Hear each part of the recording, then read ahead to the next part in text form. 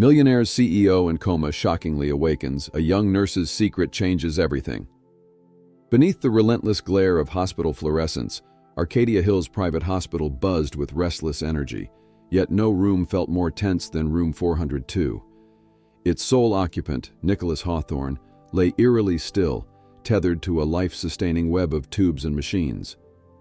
Once celebrated as the city's unstoppable CEO, Nicholas's empire now teetered on the brink of collapse, overshadowed by one haunting question: would he ever wake again? Amidst hushed whispers about his vast fortune and the grim odds of recovery, a determined young nurse named Sophie Mendez quietly shattered every assumption.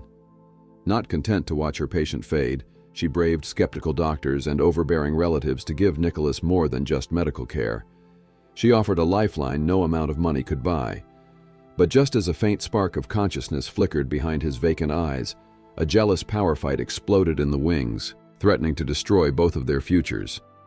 Little did anyone know that the most astonishing twist was yet to come, a revelation that would leave the entire hospital, and the entire city, in stunned disbelief. Want to see how this electrifying story unfolds? Hit that like button, subscribe, and turn on notifications to follow every jaw-dropping moment of this extraordinary tale. The hushed whoosh of ventilators and the gentle ping of monitors created a subdued symphony in room 402 at Arcadia Hills Private Hospital, a facility perched on the outskirts of a sprawling metropolis. Within those pristine white walls, antiseptic scents mingled with the sweet perfume of wilting lilies, remnants from visitors who had long since ceased their pilgrimages. At the center of this modern medical sanctum lay Nicholas Hawthorne, once hailed as the fiercest and most innovative CEO in the entire city. He was the mastermind behind Hawthorne Global, a company that had swiftly risen to dominate realms of luxury goods, real estate, and cutting-edge technology. The city's business elites had once considered him unstoppable, a man whose name turned heads at private galas and hush-hush board meetings. Yet in this room, Nicholas was still as a statue, tethered to life by an array of tubes and machines that regulated his every breath. It had been 6 months since Nicholas slipped into a coma, the aftermath of a catastrophic car collision on a rain-swept highway.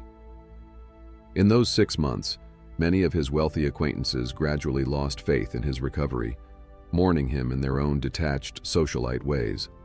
One by one, they drifted away, leaving behind only the lingering echoes of half-hearted well-wishes and extravagant floral arrangements. Even the tabloids, once enamored with every facet of his personal life, shifted focus to fresher scandals. The daily vigil fell to those paid to be there, an ever-rotating cast of nurses and specialists. Yet among them stood a young woman who refused to abandon hope. Sophie Mendez, at 24 years old, was hardly the image of a jaded nurse. Despite only 2 years of experience, her unyielding dedication earned her a reputation for compassion and resilience. She was shorter than some of her colleagues, with warm brown eyes that carried a perpetual softness, hinting at the empathy behind her every gesture. Each day, she arrived at room 402, armed with fresh linens, sterile gloves, and an unwavering determination. Sophie could not explain why Nicholas Hawthorne's case spoke so powerfully to her soul, only that she felt a compelling draw each time she glimpsed his face, seemingly tranquil beneath the fluorescent lights. On this particular morning, Sophie tiptoed around the bustling ward before entering Nicholas's room. She gently set aside her small cup of lukewarm coffee, the corners of her mouth tightening at the memory of the hospital's perpetually malfunctioning coffee machine. Next, she snapped on her gloves in a well-practiced motion.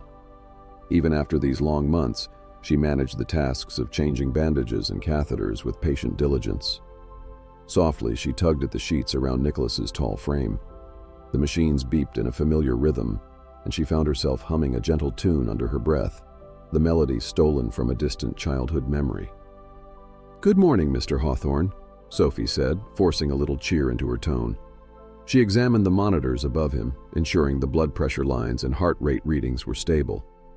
"You haven't missed much yet. The cafeteria still can't figure out how to make decent eggs, and we're out of apple juice again." A small laugh escaped her. Of course, he didn't respond, but she believed in her heart of hearts that he could hear her, even if only as a whisper in his distant dreams. Telling him about her day had become less a ritual of routine and more an act of faith. a bridge between his silent world and the vibrant reality swirling outside room 402. Every day, Sophie devoted extra minutes to conversing with Nicholas, even though countless others insisted that coma patients rarely, if ever, process such chatter. She discussed trivialities, how her favorite coffee mug chipped yet again, or how her cramped one-bedroom apartment across town flooded whenever it rained heavily. However mundane, these were her small attempts at unburdening him of the loneliness she suspected weighed down his unconscious mind. After all, no visitors had come for weeks now, no friends, no associates, and only the occasional presence of the hospital staff. One afternoon, as Sophie prepared fresh bandages to replace the ones on Nicholas's left arm, the site of a surgical incision meant to stabilize a near-fatal fracture, someone else entered the room. The sound of purposeful footsteps echoed on the tile, then came to a halt beside her. Sophie glanced up to see a familiar figure.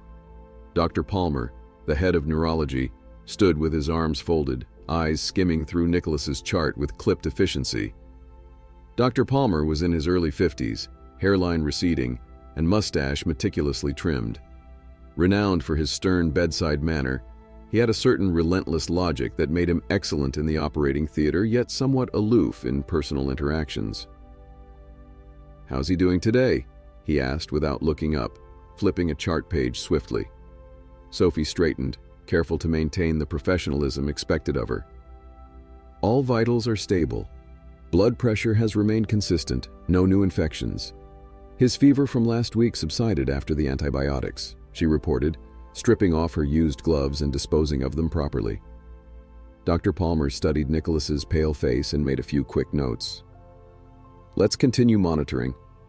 Make sure to alternate the physical therapy moves every 2 hours. We can't risk muscle atrophy getting any worse, even if we're not certain about, the ultimate prognosis." There was a flicker of compassion behind his stern gaze, but it vanished as quickly as it had appeared. Sophie nodded, swallowing the knot in her throat. She had heard it all before: the warnings, the disclaimers, the low probabilities. During nursing school, she was told that hope was a double-edged sword.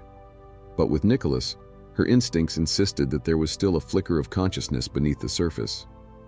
She had felt something, like the faintest tension in his fingers, or an intangible resonance in the way his heartbeat stabilized whenever she spoke to him. The doctors chalked it up to wishful thinking or involuntary reflexes, but Sophie refused to let go of her convictions.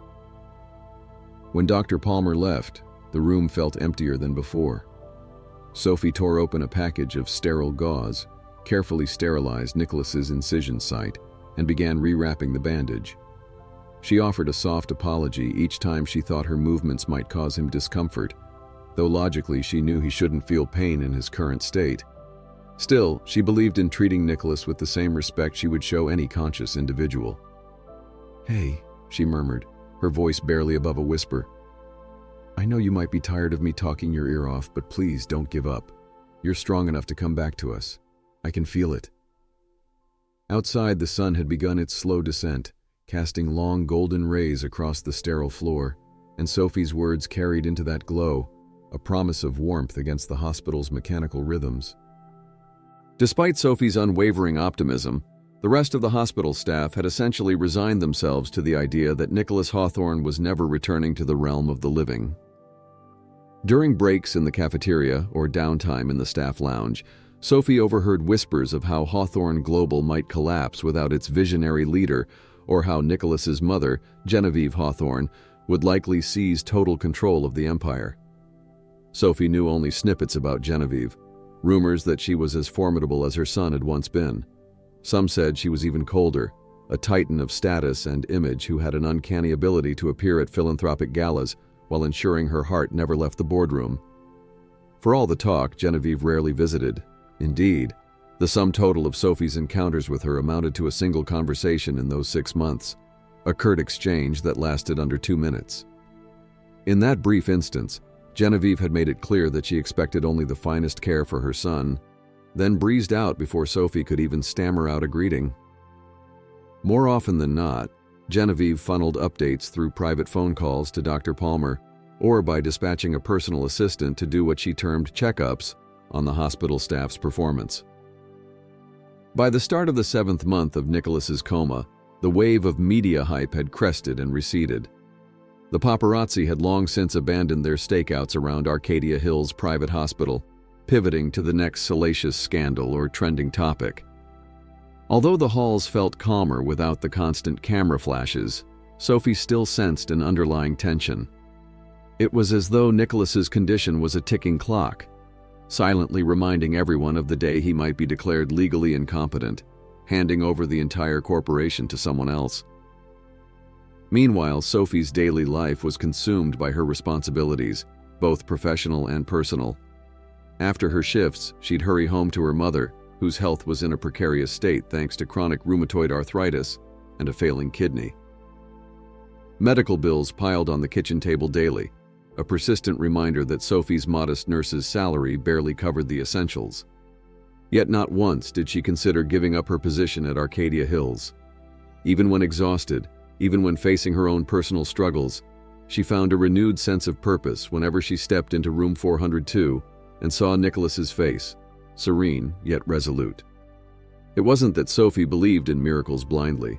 She was well aware that comas could be unrelenting. She'd studied enough case histories to know recovery stories were rarer than the medical dramas on TV led people to believe.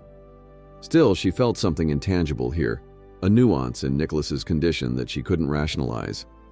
Maybe it was the defiance in his once chiseled features, or the way his vital signs seemed to perk up whenever she was near. On more than one occasion, she caught a fleeting twitch in his right hand, just enough to jolt her heart with renewed conviction. Then, on a rainy afternoon when thunder rattled the windows of the hospital, Sophie witnessed the faintest flutter of Nicholas's eyelids. It came and went like a half-remembered dream, but she knew it had happened. She reported it to Dr. Palmer, who responded with practiced caution, reminding her that involuntary muscle movement was far from a surefire sign of imminent consciousness. Sophie tried to brush it off as well, but her thoughts kept drifting back to that moment, the subtle tremor, a half-second of motion. She began to think that beneath this endless hush of inactivity, Nicholas Hawthorne might be fighting his way back to the world after all. It was on one of those quiet nights, so late it was almost morning, when fate decided to set a new course. The rest of the staff had retired for their coffee breaks, and the hallways were awash in the glow of emergency bulbs. Outside, a torrential downpour battered the windows, and lightning streaked across the sky like firecrackers against obsidian. Sophie, unable to leave Nicholas's side, sat at the edge of his bed. She lightly pressed her fingertips to his forearm, performing gentle massage movements to aid blood circulation. The procedure was standard, but the tender way she carried it out was anything but rote. As the clock approached 3 a.m., Sophie felt her eyelids droop, exhaustion stealing over her. The entire day had been a marathon. She'd worked a double shift because another nurse called in sick, and she had also struggled earlier with insurance forms for her mother's treatments. Fighting to stay awake, she began talking to Nicholas, as she often did. Her voice was raw from hours of speaking over the clamor of the hospital, yet she continued softly, as if sharing a secret with an old friend. "Nicholas," she began, her voice hushed as thunder rumbled in the distance. "I don't know if you can hear me, but my mom, she's not doing well. Today I found out her new meds aren't fully covered. I'm trying to stay strong, but it's hard. I wish I could talk to you about it. Isn't that silly? You don't even know me, and I don't really know you, not the real you. But I feel like there's a connection, like somehow you'd understand what I'm going through." She paused, taking a breath and realizing how utterly alone she felt in that moment. The rain hammered the windows, and the building shuddered as if sharing in her unspoken sorrow. A single tear slipped down her cheek before she quickly wiped it away. Nurses weren't supposed to cry, or so she'd been taught in training. They had to remain pillars of stability for patients and families, a steadfast presence amid chaos and fear. Yet there she was, letting her tears fall for a man in a coma. Then it happened. Out of the corner of her eye, she thought she saw Nicholas's fingers move, more than just a reflex, more than a random twitch. She leaned closer, unsure if the exhaustion was warping her perception. But then his eyelids fluttered, and this time they stayed open. Sophie's heart thundered in her chest as she froze, stunned. Nicholas's eyes flickered in the low light, gazing upward as if attempting to focus. They were a steely gray, the color of distant storm clouds, and they were unmistakably conscious.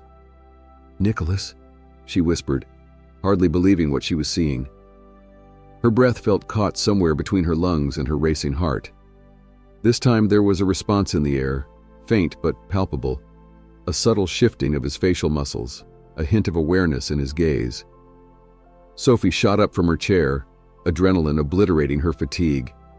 She slammed the call button on the side of the bed, her voice quivering as she tried to summon any available medical staff. She bent over him, carefully placing a hand against his cheek, afraid to blink, terrified this might be a fleeting dream. "Stay with me," she pleaded, her pulse roaring in her ears. "You're safe here, Nicholas. I promise you're safe." Chaos erupted moments later as nurses, orderlies, and on-call doctors rushed into the room. The overhead fluorescent lights buzzed to life, bathing the space in a harsh white glare. Dr. Palmer arrived last, breathless from sprinting across multiple corridors. He pushed past the throng, instantly assessing Nicholas's vitals on the monitors and shining a small flashlight into his pupils. The hush that followed was thick with anticipation, as if the air itself was holding its breath in solidarity with Nicholas's lungs. Dr. Palmer's voice was controlled, but Sophie noticed the tremor in it. "Nicholas," he enunciated slowly and clearly, "if you can understand me, blink twice." The entire room seemed to wait an eternity for the next moment. With visible strain, Nicholas's eyelids fluttered once, twice. A wave of disbelief and excitement coursed through the staff. Someone let out a muffled cheer, others exchanged stunned glances. Yet amid this swirl of emotion, Sophie stood rooted to the spot, tears brimming in her eyes, her hand still on Nicholas's forearm. Over the next 24 hours, the hospital launched a whirlwind of tests. A battery of scans, reflex examinations, and neurological evaluations kept Nicholas busy. Though weak, he appeared cognizant and occasionally attempted to mouth words. The simplest tasks, like focusing on Dr. Palmer's penlight, exhausted him, but he showed an unwavering resolve to do whatever was asked. Sophie watched from the sidelines, her heart twisting with each small victory. She also marveled at how the staff's attitude suddenly shifted. The cynicism that had once engulfed them, steeped in comments like "don't get your hopes up," melted away, replaced by genuine excitement about a case they had nearly given up on. In the midst of this hopeful chaos, Genevieve Hawthorne made her grand entrance. She swept through the hospital's sliding doors in a tailored black suit that telegraphed authority and a certain icy elegance. Word traveled fast, and soon she appeared at Nicholas's bedside, overshadowing the entire medical team with her presence. Though tears glistened in her eyes, her expression remained guarded. She pressed her manicured fingers to Nicholas's cheek in a show of maternal devotion, but said nothing to Sophie. In fact, Genevieve barely acknowledged the young nurse's existence at first.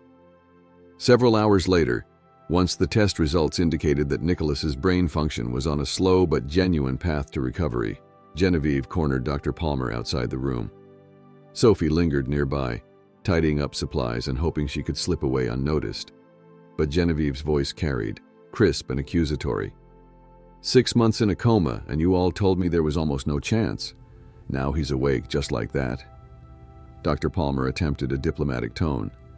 It's truly remarkable, Mrs. Hawthorne. I wouldn't say just like that. He's been stabilizing for a while, but yes, this is an unexpected and extraordinary development. Genevieve's gaze flicked toward Sophie, who pretended to be deeply engrossed in reorganizing medical instruments. "Who's that nurse in there?" Genevieve demanded. "I saw the way she was hovering over my son. Has she been assigned to him long?" Dr. Palmer nodded. "That's Nurse Mendez, Sophie Mendez. She's been part of the rotation, and I'd wager she's spent the most time with him. She's quite dedicated. In fact, she's the one who raised the alert when Nicholas first showed signs of waking." Genevieve exhaled, her disapproval evident. Without another word, she turned and strode back toward room 402. Dr. Palmer gave Sophie a sympathetic smile as if to say, "Brace yourself," before hurrying after Genevieve. Sophie swallowed, her heart pounding. She had rescued Nicholas from the brink, But it seemed that not everyone was ready to see her as the reason for his revival, especially not a mother who might see her as an unwelcome intruder in a world far beyond Sophie's station. Over the following week, Nicholas's improvements gained momentum. Though he remained frail, reliant on machines to assist with basic functions, he gradually regained control of simple motor skills. On the second day after regaining consciousness, he moved his fingers to grasp a straw, shakily lifting a cup of water to his lips. That small triumph drew smiles and praise from the medical team. Sophie, who just walked in with fresh linens, felt her heart skip at the sight of him making progress. She offered him a bright grin, and though his own smile was weak, it was undeniably real. By the end of the week, Nicholas managed to whisper a few words. The first one, unsurprisingly, was "Mother," when Genevieve was hovering nearby. The next one, uttered late in the evening when Sophie was readjusting his pillows, was "Thanks." She almost missed it too, turning her head sharply when she realized the raspy sound had indeed come from his cracked lips. She blinked in surprise. "You're welcome," she stammered, feeling sudden heat rise to her cheeks. It was the first time in months she'd heard his actual voice, and hearing him speak felt surreal. Yet the more time they spent together, during therapy sessions, routine checkups, and late-night visits, the more she sensed that an unspoken bond was taking shape. Nicholas's eyes often searched for Sophie when she walked into the room. Even in front of a half-dozen doctors, he seemed to track her movements as she set out equipment or quietly took notes on his vitals. She caught him gazing at her more than once, and each time the intensity of his stare sent a tremor of self-consciousness through her. She'd duck her head, focusing on the tasks at hand, but there was a charge in the air that even the sensors and beep of monitors couldn't mask. Not everyone was pleased by this growing connection. Genevieve Hawthorne, whenever present, watched Sophie like a hawk. If Sophie spent what Genevieve considered too long arranging Nicholas's blankets or listening to him attempt a new word, Genevieve's glare would sharpen. It was clear she wanted to reassert her role as the gatekeeper to Nicholas's world, especially now that he was back in it. A tension brewed in the corners of each encounter, an unspoken battle of wills between a mother used to controlling every aspect of her son's environment and a nurse whose unwavering compassion threatened to upset that very control. Sophie, meanwhile, did her best to keep things professional. Despite the warmth growing in her chest each time Nicholas uttered "Sophie" in that soft, halting whisper, she reminded herself she was a healthcare worker. Personal entanglements with patients, even ex-patients, were frowned upon. Yet every glance they exchanged hinted at deeper emotions forging quietly beneath the surface. Once she came across Nicholas late at night while adjusting the drip on his IV. His eyes locked onto hers, and though speaking more than a few words took monumental effort, he mustered the strength to say, "You never stopped believing." Emotion swelled in Sophie's chest, and she drew close enough that her words wouldn't disturb the others sleeping in the ward. "No, I didn't," she whispered back. Then, before she could stop herself, she gently squeezed his hand in hers. He returned the pressure, so faint it was almost imperceptible, but it made her heart thunder like a drum. In that touch, she felt both a promise of recovery and a hint of something deeper she dared not name. The hospital grapevine buzzed with gossip about Nicholas and Sophie. Some staff members saw their camaraderie as heartwarming, a miracle patient forming a special bond with the nurse who'd patiently coaxed him back to consciousness. Others cast it in a more scandalous light, whispering about lines being crossed and ethical boundaries teetering on the edge. Sophie heard fragments of these rumors in break rooms or hallways but tried to brush them off, focusing solely on her duties. Nevertheless, the combined stresses, her mother's mounting medical bills, the extended shifts, and her tangled emotions were taking their toll. She felt drained, yet oddly exhilarated each time she saw Nicholas forging ahead. His physical therapist, a jovial man named Everett Wong, joked that Nicholas was recovering faster than any patient he'd seen in years. While Dr. Palmer credited advanced medical interventions, Sophie believed that intangible forces like hope and emotional support played a significant role. One crisp morning, Sophie was summoned to Dr. Palmer's office for a performance review. She braced herself, suspecting it might concern the hush-hush rumors swirling around Nicholas and her. She wasn't entirely wrong. Dr. Palmer began by praising her competence and dedication. He acknowledged that Nicholas's improvement was, in part, due to her unwavering vigilance. Then he cleared his throat and eyed her over the rim of his reading glasses. "But Sophie, there's growing talk that you may be getting too attached to Mr. Hawthorne," he said carefully. His voice wasn't unkind, but it held the unmistakable gravity of someone who had dealt with complicated staff-patient relationships in the past. Her stomach twisted uncomfortably. "I'm just doing my job, sir." Dr. Palmer exhaled, folding his hands on his desk. "Yes, well, be mindful of boundaries. While I personally appreciate the empathy you show, not everyone interprets it that way. Mrs. Hawthorne, in particular, has expressed concern. Keep things professional, please." Sophie nodded, feeling her cheeks burn. She mumbled her assurances and left the office, resentment simmering beneath her embarrassment. She couldn't deny the truth, though. She was more emotionally invested in Nicholas than in any other patient she had ever cared for. With others, she adhered strictly to protocol, but with Nicholas, every rule felt simultaneously necessary and impossible to maintain. Later that day, she found Nicholas in the rehabilitation suite, attempting to stand for the first time with the aid of parallel bars. His once strong arms shook as he struggled to support his weight, and beads of sweat glistened on his forehead. Sophie lingered by the door, watching him coax each foot forward as Everett encouraged from one side. After several agonizing steps, Nicholas's legs gave out, and he slumped into a wheelchair, chest heaving. Everett jotted notes for the session, but the disappointment in Nicholas's gray eyes was unmistakable. Cautiously, Sophie approached. "You did well," she said softly, placing a reassuring hand on his shoulder. "This is progress." He shot her a tired, rueful look, as if to say, "You're being too kind." But she meant it. Even the act of standing on his feet again, however brief, represented a leap from where he had been a week ago, tethered to machines, unresponsive and near death. Nicholas's determination, fueled by a mixture of pride and impatience, led to small leaps of progress each day. With every new milestone, like the first time he fed himself, or the initial moment he could utter a sentence without gasping, Sophie felt her heart swell. She found herself marveling not only at his resilience but also at the small facets of his personality now emerging in conversation. In the hushed intervals between therapy and rest, Nicholas told her snippets of his life before the accident. He described the demands of running Hawthorne Global, the cutthroat deals he had brokered with foreign investors, and the relentless, glittering social circuit his mother insisted he attend. On one memorable afternoon, he revealed that he hated caviar, despite being served it at almost every high society function.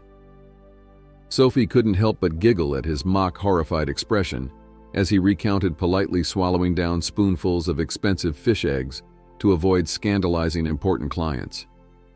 But Nicholas wasn't just a collage of corporate conquests. Beneath the veneer of boardroom aggression, there lay a man who had once hiked in the Adirondack Mountains alone, seeking solace from endless meetings. A man who secretly admired street art and sometimes wandered lower-income neighborhoods to view hidden murals, feeding an artistic side his mother would likely disapprove of. Sophie listened intently, perched on a stool by his bed, as though every word he spoke contained an entire world she had never known. This closeness inevitably stoked Genevieve's animosity. During one of her rare visits, usually choreographed around Nicholas's physical therapy sessions, she caught Sophie and Nicholas in a moment of shared laughter. Nicholas had just cracked a joke about the nurse's dreadful coffee predicament, and Sophie was stifling her giggles behind a hand. The instant Genevieve stepped into the room, the air temperature seemed to drop. Her steely gaze zeroed in on Sophie. "Sophie, isn't it?" Genevieve asked in a tone that dripped with condescension, though she clearly knew the nurse's name. Sophie stood quickly, smoothing the wrinkles from her scrubs. "Yes, Mrs. Hawthorne. I was just finishing up Mr. Hawthorne's—" "My son's," Genevieve interjected coldly. "That's quite enough for now. I'd like to speak with him privately." Nicholas's weak attempt at protest went unnoticed as Genevieve practically commanded Sophie out of the room. Head bowed, Sophie nodded and made her exit, feeling more like an intruder than ever. Outside, she lingered by the nurse's station, her heart pounding. Through the narrow glass window of room 402, she could see mother and son locked in conversation. Genevieve gestured sharply with her hands, and though Sophie couldn't hear the words, she could sense the tension in every line of Genevieve's posture. A few minutes later, Dr. Palmer ambled by and noticed Sophie's troubled expression. "Everything all right?" he asked. "I'm not sure," Sophie replied softly. She dared not elaborate, but the weight of Genevieve's disapproval felt like a tangible thing pressing against her chest. She feared that all the progress she and Nicholas shared might be jeopardized by a woman who had far more power in this hospital than Sophie ever would. Dr. Palmer's brow furrowed slightly. He set a comforting hand on her shoulder before continuing down the corridor. Sophie exhaled and braced herself. She had a feeling that Genevieve's hostility was just beginning, and if she had her way, Sophie might find herself reassigned or removed from Nicholas's care before too long. Sure enough, by the following afternoon, Genevieve's influence made itself known. Sophie was quietly going over Nicholas's medication schedule at the nurse's station when the floor supervisor, Miss Harris, approached her with a grim expression. A middle-aged woman with a carefully coiffed bun and a no-nonsense demeanor, Miss Harris rarely minced words. "Sophie, I have an updated roster for the next few weeks," Miss Harris said, handing over a small stack of papers. "You've been reassigned to the pediatric wing." At first, Sophie suspected this was a temporary measure, perhaps due to staff shortages. Then she scanned the chart. Her name appeared nowhere near Nicholas Hawthorne's row. In fact, it looked as if she had been completely removed from his rotation. For a moment, she just stared at the paper in confusion. "Is this permanent?" she asked, her voice faltering. Miss Harris hesitated, closing her eyes as if to muster patience. "For now, that's the plan. We're all aware of the complicated situation with Mr. Hawthorne. There have been complaints." She paused, letting the unspoken word Genevieve hang in the air. "And administration has decided it's best if someone else covers his care until he's further along in recovery." Sophie felt as though the wind had been knocked out of her. She looked toward room 402, where Nicholas was presumably resting or working with his physical therapist. "But he's comfortable with me. He's been improving. I don't see why this is necessary." Miss Harris pressed her lips together in a pitying expression. "It's above my pay grade, Sophie. I'm sorry. You're an excellent nurse, and you'll do wonderful work in pediatrics. That's the final decision." For a long, silent moment, Sophie fought to keep her composure. She swallowed the lump in her throat and managed a terse nod. After Miss Harris moved on to the next staff member, Sophie clutched the roster with trembling hands. She realized that after all these months, she wasn't merely Nicholas's nurse. She had become emotionally entwined in his story. The thought of abruptly leaving his care made her feel like she was abandoning him, just when he needed her most. Gathering what courage she had left, Sophie took a steadying breath and headed for room 402, determined to at least say goodbye. But as she rounded the corner, she almost collided with Genevieve, who stood like a sentinel just outside Nicholas's door. The older woman's expression was as imperious as ever. "He doesn't need you anymore," Genevieve said flatly, her gaze raking over Sophie's scrubs and name badge. "We'll see to it that he has the best professionals looking after him, ones who understand their role and boundaries." Tears threatened to pool in Sophie's eyes, but she forced herself to remain calm, to refuse the humiliation that Genevieve aimed to inflict. "I only ever wanted to help," she whispered, voice catching. "And now you're done," Genevieve concluded, stepping aside just enough for Sophie to peer through the doorway at Nicholas, who was flipping through a magazine with tired eyes. "Don't make a scene." With that, Sophie realized there was no place for her to stand and fight, at least not here. So she swallowed her anguish, turned around and walked away, feeling like she was leaving a piece of her heart behind in that hospital room. For the next week, Sophie devoted herself to the pediatric wing, tending to children with various ailments ranging from broken bones to chronic illnesses. Ordinarily, she found working with young patients rewarding, appreciating their resilience and how a simple smile or sticker could brighten their day. But now, a cloud hovered over her.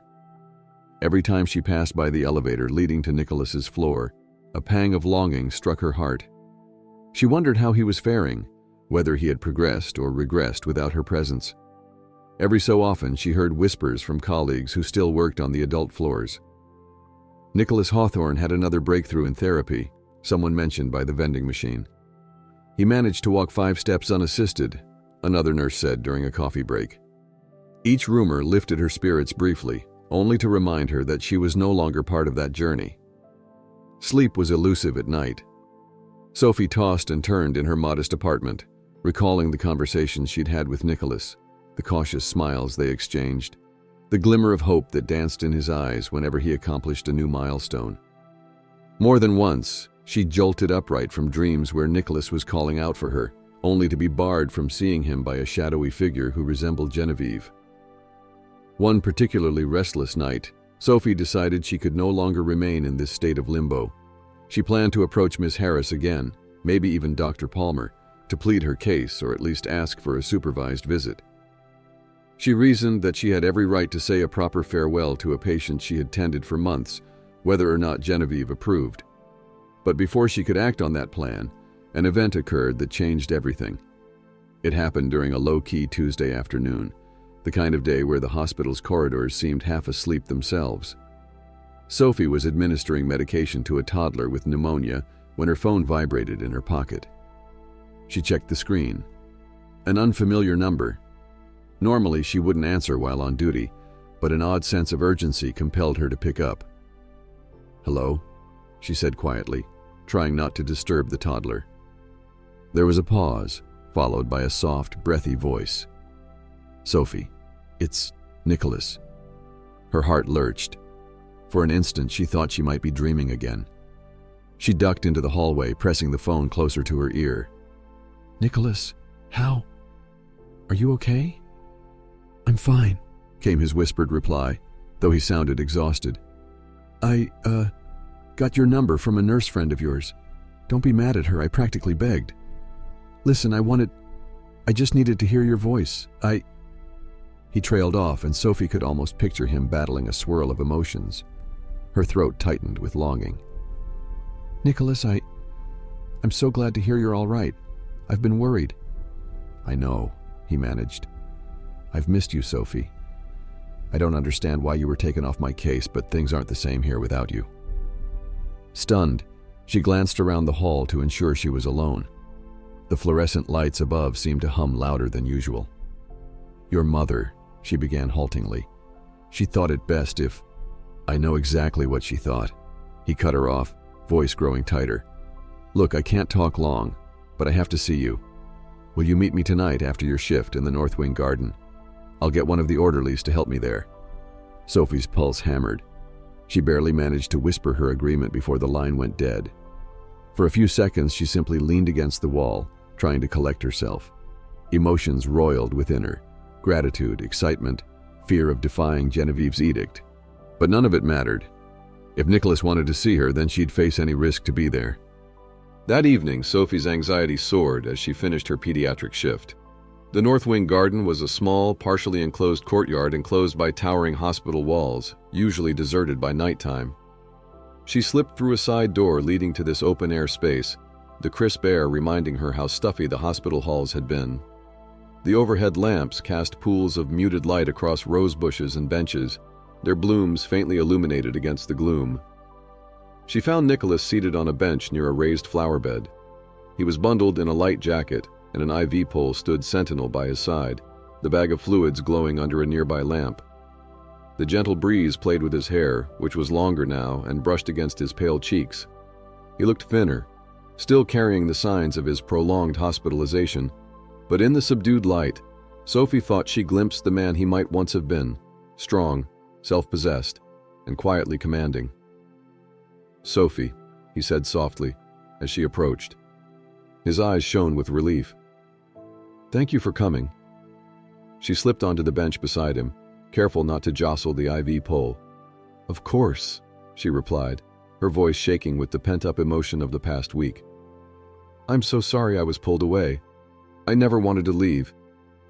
He silenced her by gently placing his hand on hers. Even through the fabric of her sleeve, the warmth of his touch made her breath hitch. "I don't blame you," he said. "I know how my mother operates. She probably threatened the hospital with legal action or donation withdrawals. She'll do whatever it takes to maintain control." Sophie swallowed hard. She just wants the best for you, she offered, though the words felt hollow. The memory of Genevieve's icy stare was too fresh. A soft laugh escaped Nicholas's lips, but it held little humor. She wants the best for the Hawthorne legacy. Whether that includes me being genuinely happy or not is debatable. He glanced down at the IV line coursing into his arm. Do you realize the only person I've wanted to see, besides my physical therapist, I guess, is you? His confession hung in the cool air between them, under the flickering hospital light. Sophie's face grew warm, and for a moment she was lost for words. She studied Nicholas's profile, the slight downturn of his mouth, the faint lines at the corners of his eyes, the resolute set of his jaw. This was the man who once commanded boardrooms, whose decisions shaped the lives of thousands of employees. Yet here he was, leaning on her for a solace no physician could provide. It's strange, he continued, voice dropping low. While I was in that coma, sometimes it felt like I was drifting in an endless sea. I could hear voices occasionally, but most were muffled, meaningless. Then there was yours, so clear. Each day I heard you, telling me about your life, your struggles, your hope. I clung to that, even if I didn't fully understand it at the time. A tear slipped down Sophie's cheek. She quickly dashed it away, chiding herself for being unprofessional. But in the hush of this garden, with only Nicholas, perhaps professionalism wasn't what mattered most. As the moon rose higher, edging the courtyard shadows with silver, Nicholas finally asked the question that had been burning in both their minds. Will you come back to my room? He said, his tone colored by both longing and a trace of vulnerability. Not as my nurse, just as you. Sophie hesitated, her pulse pounding so loudly she swore he could hear it. I don't think your mother would be okay with that, she admitted, remembering the dire consequences threatened by Genevieve. She also recalled Dr. Palmer's warnings about boundaries. This was not only about job security, but also about the ethical lines she risked crossing. Nicholas pressed his lips into a thin line. My mother has already done enough damage, and I'm not a child anymore. I'm a grown man. I can decide whom I want in my life.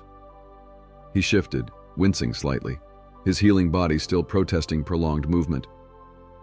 Look, I know this is complicated, but I owe you my gratitude and more.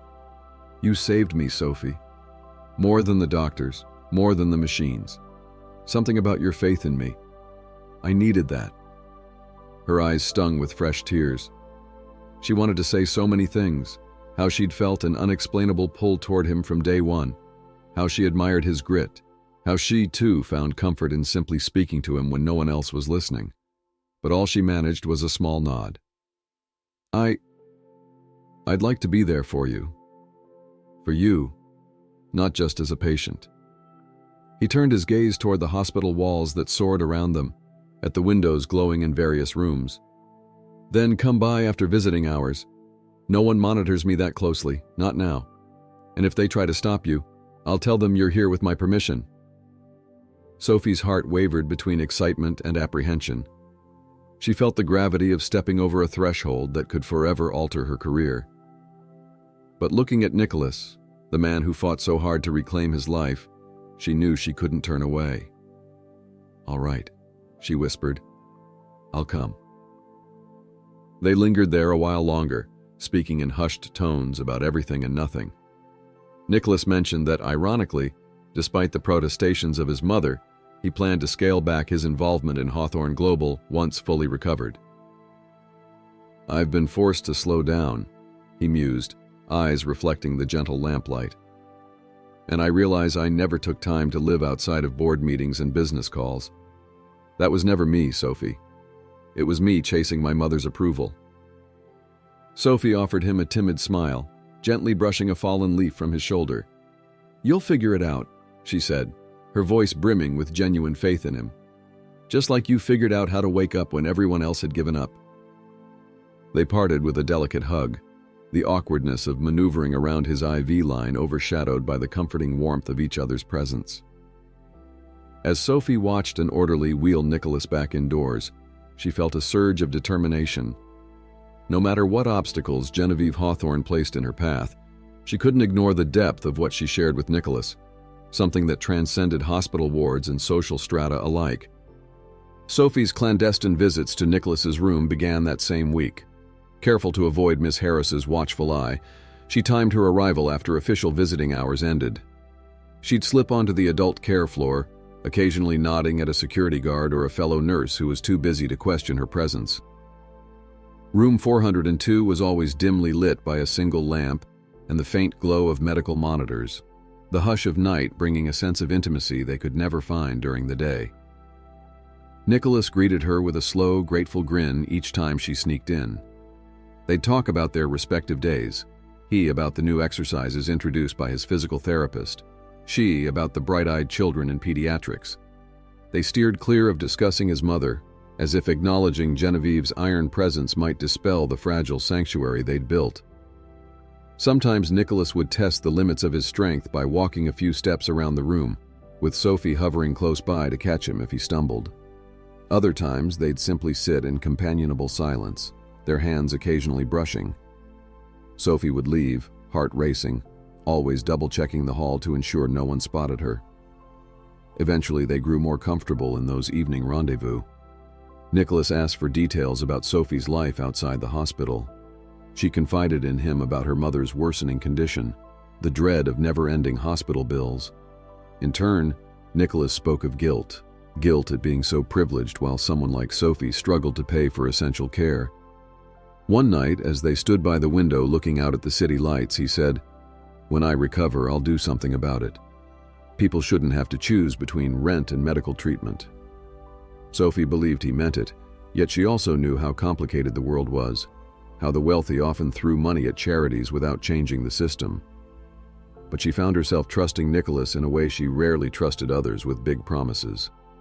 In these stolen hours, their bond deepened, forging a connection that transcended nurse and patient. Though guilt pricked at Sophie's conscience, she was aware of professional ethics. She couldn't deny that she had feelings for Nicholas Hawthorne, nor could she deny the sense of belonging she felt whenever she was near him, a sensation as rare as it was intoxicating. Yet in the back of her mind, Sophie wondered when the curtain would be yanked aside, because secrets in a hospital, like secrets anywhere, seldom remain hidden for long. And the day Genevieve or any higher-up discovered Sophie in Nicholas's room after hours, there would be grave consequences. Sure enough, the delicate balance finally tipped on a drizzly Wednesday night. Sophie had just entered Nicholas's room, removing her sweater soaked from the persistent rain outside. She was about to greet him when she noticed a hushed, urgent tone from inside the adjoining bathroom. Nicholas had insisted on showering himself, a new milestone, and she was there to help if he needed. Without warning, the door to room 402 swung open, and there stood Genevieve Hawthorne, exuding the same chilly grandeur she always did. In that split second, Sophie's heart thundered so loudly it drowned out the beep of medical monitors. There was no place to hide. Genevieve's gaze fell directly on her. For a tense moment, neither spoke. Then from the bathroom, Nicholas emerged, wearing a hospital gown and leaning on a walker. His hair dripped water onto his shoulders, and a towel dangled from one arm. Upon seeing his mother, his features hardened. "Mother," he said simply, as though pronouncing the final word in a long-standing argument. Genevieve's eyes flicked over Sophie, then to Nicholas. "This is unacceptable," she hissed, voice taut with anger. "Sophie Mendez, sneaking in here as if this is some clandestine affair. My son is vulnerable, and you're crossing professional boundaries. This ends now." Sophie's cheeks flamed with humiliation, but Nicholas maneuvered closer, bracing himself. "Mother, you have no right to speak to her like that," he said, his own voice tempered by a protective wrath. "I invited her here, not the other way around." Genevieve let out a mirthless laugh.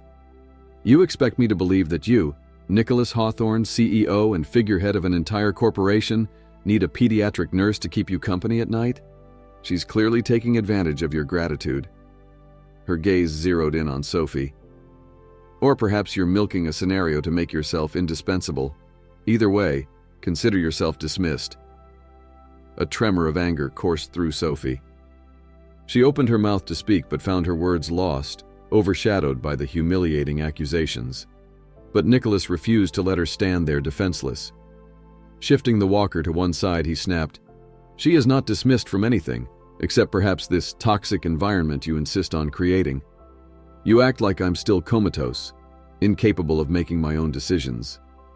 If you truly cared about me, you'd respect the people who've actually been here for me." Genevieve's face paled, shock intermingling with fury. "I have invested my life, my reputation in your recovery," she exclaimed. "I paid for the best medical team money can buy. I made sure—" "That's the point," Nicholas cut her off. "You paid for everything, but you were never here yourself. Sophie was. She's the one who never gave up on me, who talked to me every day, who gave me the will to wake up." His voice trembled with emotion now, but a fierce determination burned in his eyes. "Your money can't buy that kind of faith, Mother." For a moment, time seemed suspended. The hospital hallway bustled beyond the door, and the patter of rain against the window pane sounded unnaturally loud. Sophie stood rooted, uncertain whether to step forward or fade into the background. She had never seen Nicholas so forceful, so raw. Genevieve's composure returned, a glacial mask settling over her features. "Fine," she said, spitting out the word. "Stay with your nurse if that's your choice. But don't come crying to me when this ends badly for both of you." With that, she turned sharply on her heel and marched out, leaving tension crackling in her wake. Nicholas exhaled shakily, struggling to maintain his grip on the walker. Sophie rushed to support him, her hand steadying his arm. Their eyes locked, and the unspoken question pulsed between them. What happens now? Within hours, news of the altercation spread through Arcadia Hills Private Hospital like wildfire. Some staff offered Sophie empathetic nods and hushed words of support, while others cast disapproving glances, likely considering her relationship with Nicholas a breach of professional decorum. Dr. Palmer summoned Sophie to his office again, his expression weary. "Sophie," he said, gesturing for her to sit. "What happened with Mrs. Hawthorne last night? That's no small incident." She lowered herself into the chair, folding her hands in her lap. The events played through her mind in a loop. Genevieve's rage, Nicholas's impassioned defense, the stifling sense of shame and relief intertwined. "I didn't intend for it to escalate," she managed. Dr. Palmer tapped a pen against a stack of files. "Be that as it may, the hospital has received a formal complaint from Mrs. Hawthorne. She's claiming you engaged in inappropriate conduct with a patient and compromised his care. She even hinted at filing a lawsuit if we don't take immediate action." Sophie's stomach twisted, as if she'd swallowed barbed wire. "I never compromised his care. I only wanted—" "I know," Dr. Palmer said gently, cutting her off before she could dig a deeper hole. "Listen, your competence isn't in question, but the optics—" He sighed. "A lot of big donors are on Mrs. Hawthorne's speed dial. We rely on philanthropic funds for expansions, research programs. The board is, well, they're nervous."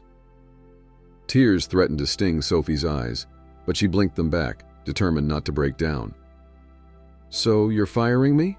she asked, her voice dull, as though the life had been sucked out of it. Dr. Palmer shook his head. "No, not firing. Not yet. But I've been asked to suspend you pending an internal review. We'll investigate the complaint, check staff testimonies, that sort of thing." He paused, his eyes meeting hers with genuine sadness. "Sophie, I wish this weren't happening. You're an excellent nurse." She swallowed hard. "How long will the investigation take?" "A week, maybe more. In the meantime, I suggest you stay away from Mr. Hawthorne, as well as the adult care floors. It's the best way to avoid further complications." Nodding numbly, Sophie pushed herself to her feet. Her entire career, her sole means of supporting her ailing mother, was now teetering on the edge. All for the crime of caring too much, of forming a real human bond with a man who needed exactly that. As she walked out of Dr. Palmer's office, she found her cheeks wet. She hurriedly wiped away the tears, feeling a volatile mix of heartbreak and fury. For the first time since she'd started at Arcadia Hills, stepping inside its sterile corridors felt suffocating. Sophie spent the subsequent week in a limbo that bordered on despair. Though not officially terminated, her suspension meant she couldn't clock in or collect a paycheck. At home, her mother's health wavered between manageable and worrisome, and the pile of medical bills loomed menacingly on the kitchen table. Worst of all, she had no direct way to contact Nicholas. She feared calling him might jeopardize the investigation, handing Genevieve more ammunition.